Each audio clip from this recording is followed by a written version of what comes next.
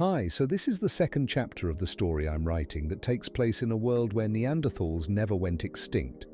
This chapter doesn't have a title yet, and it takes place in the early 2000s in the northern reaches of what in our world is France. The artwork was AI generated and then manually photo-manipulated to remove details and attempt to obscure inconsistencies. In some cases, I couldn't get the AI program to make exactly what I envisioned, so I had to edit the images accordingly. The results are spotty at best, but they are the best I can do for now, given my restraints. I am not adept at dramatic reading, nor do I have good recording equipment, so I used an AI text-to-speech program.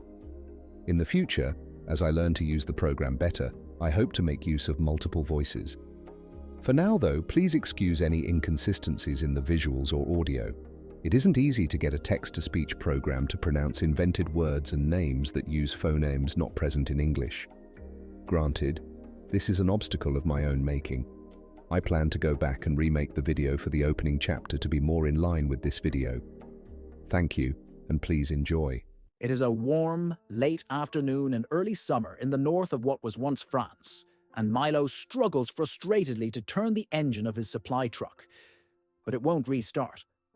A somewhat naive man in his early 20s, Milo's woodworking apprenticeship was cut short when he was drafted by the Britannian Armed Forces. The military needed people skilled in construction, and apparently his craftiness in making wooden toys and puzzles made him an obvious asset in the government's eyes. His role is to quickly reinforce the structures the frontline captures that the higher-ups deem important. He'd often joke, in semi-self-deprecation, to other draftees that perhaps he could best contribute by leaving wooden puzzles around the battlefield to confound the Nanders. Usually this was met with an uncomfortable chuckle, but sometimes he'd receive affirmation as to the absurdity of it all. One time, though, he was given a sobering and probably accurate reply. They're basically just calling in all the people they view as the most expendable. That comment frequently infiltrates his mind when he's under stress, leading him to question his usefulness and doubt his ability to persevere. Such as now, sitting in the driver's seat of an old military truck, his mind racing, questioning and catastrophizing. He's doing everything he can not to panic. His supply truck is, or at least was, the only remaining one still operational after the convoy drove through a minefield. Staring blankly at the steering wheel, eyes lost in the maze of the grooves of its thin leather coating, turning the engine over and over unsuccessfully, like a broken animatronic, a hand grips his shoulder and shakes. He closes his eyes for a moment and takes a deep breath to collect himself, then turns to the woman in the passenger seat. "Rolly, we're gonna have to get out and fix it, I suspect." She nods unenthusiastically. "You were a mechanic, right?" he confirms. "Yeah, but not for trucks," she replies hesitantly. I know. Lawnmowers, right?" Milo acknowledges. "But I made wooden toys, so unless this can be solved with a saw or wood glue, you're the closest thing we have to an expert." Two voices shout from the rear of the truck, "I made sailboats," and "Plumber here." There you have it. Milo concludes, "You're the mechanic." Raleigh, realizing she's the one most likely to be able to identify what is wrong with the truck, affirms, "All right, I'll check the engine. You check out the rest of the truck." "Okay," he confirms, and they both open their door and step out of the truck.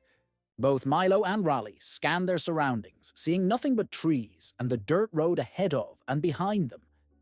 Distant explosions are barely audible, now that the truck's engine is no longer running. Their vibrations through the ground are quite noticeable now that they're out of the truck. As Milo rounds the rear driver's side of the truck, a short, dark-haired man holding a toolbox steps out of the back of the truck from a canvas flap. His feet reach the dirt, and he feels the rumble of a far-off explosion. He turns to Milo. "That's unsettling. I wonder if those are ours or theirs." Milo shrugs. "I've no idea. I just hope they stay far away from us."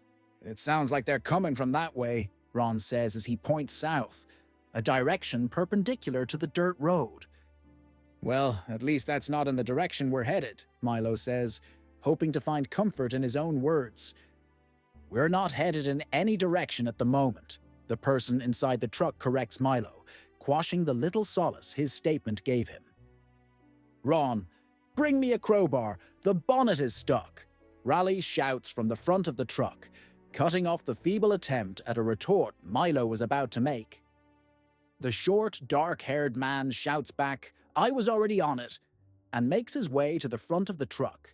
As he passes the driver's side door, he shouts to no one in particular. These trucks, what are they, 40 years old? Older, answers the voice from the back of the truck. I have photos of my grandpa posing in front of these things, and I don't think they were new even then. Wow, seriously, Cam? Raleigh replies from the front of the truck, with a tone that rapidly shifts from surprise to disappointment as she realizes the implications of the statement. I think they had to break these things out of retirement while they wait for supplies from across the Mediterranean to arrive, Milo speculates as he looks over the truck's rear tires for damage. Anyway, the back wheels seem okay, he adds, again in an attempt to comfort himself. Cam replies, Oh, good. That will make it easier when we have to push the truck the rest of the way. Again, stifling Milo. Ron confidently corrects Cam. Oh, there's no way the four of us pushing this thing would even make it budge. No one responds, unsure of if Ron was joking or actually thought he was being reassuring. Milo bends over, peering at the undercarriage of the truck, with the intention of inspecting it for any obvious damage, but instead momentarily becomes lost in his own thoughts. He has heard so many stories about how cruel and brutal the Neanderthals are. He imagines the four of them being captured and tortured. He recalls stories of prisoners being discovered half-eaten and mutilated beyond recognition. Milo feels the blood drain from his face and puts his hand to his forehead. His skin is cold and clammy, his breath shallow and quick.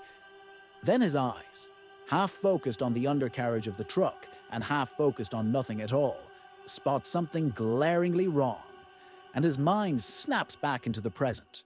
Raleigh shouts, Other than being an old piece of shit that would better serve a museum than us, everything looks fine up here. Milo replies anxiously, Hey, can you come here? Coming.